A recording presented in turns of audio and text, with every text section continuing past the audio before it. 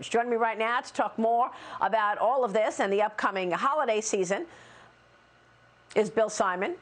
He is joining me right now. He is the former president and CEO of Walmart U.S. He is also WSS Venture Holdings president and senior advisor to KKR. Bill, it's great to see you. Thanks so much for being here. So what's your take? You've studied these issues for a long time now, and you've seen various cycles, good ones and bad ones. And now we're faced with inflation and this supply shortage.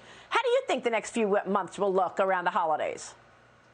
Good morning, Maria. Yeah, thanks for having me. It's a difficult period right now. You know, over the last 20 years, the supply chain has been honed to a razor's edge. All the slack's been taken out of it. And then, you know, we shut down last year and tried to restart. And now we've restarted, but with excess demand, and the supply chain just hasn't been able to keep up.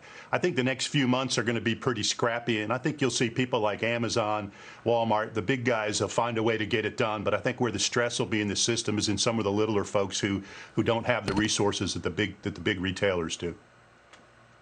And some of that stress also shows up with the inability to hire, inability to put people in the job. We've got a shortage of truckers. We've got companies, small businesses saying that they can't get employees back to work. What do you think is behind that? Is that largely policy that, you know, many people are just getting checks in the mail over the summertime and are perfectly fine not going back to their typical former 9-to-5 life?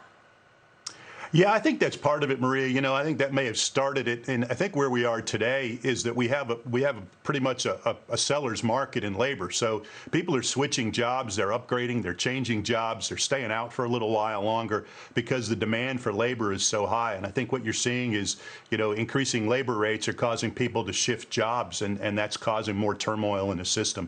And there is a backup of truck drivers, there's a backup of warehouse workers, there's a need for labor in retail stores.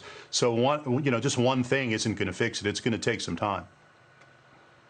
So what do you make of the response here from business? A bipartisan group of lawmakers are urging Transportation Secretary Pete Buttigieg to allow truck drivers under the age of 21 years old to cross state lines, something that the government currently bans if you're 21. They're hoping that the added drivers will help get products to the shelves faster. Again, an indication that businesses cannot get the drivers that they need.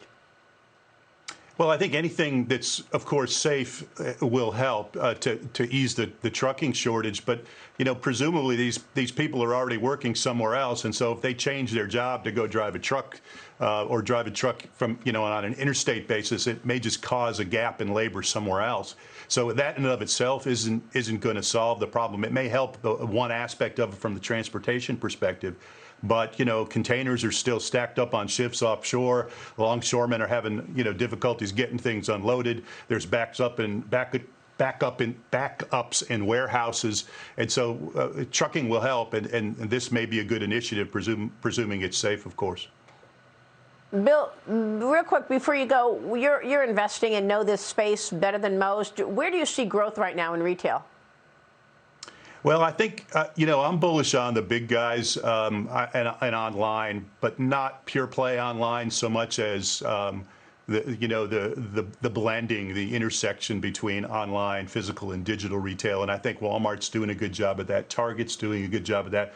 Increasingly, Amazon's getting into that space and trying to find a way to add to their dominance in the virtual space by getting some physical assets. So I'm bullish on the big companies in retail right now who have the ability and the resources to attract labor and have the capital to do things like in the piece before, the mechanization and the automation of a distribution center like that will ease the labor crunch. So that's where I'm looking. Yeah.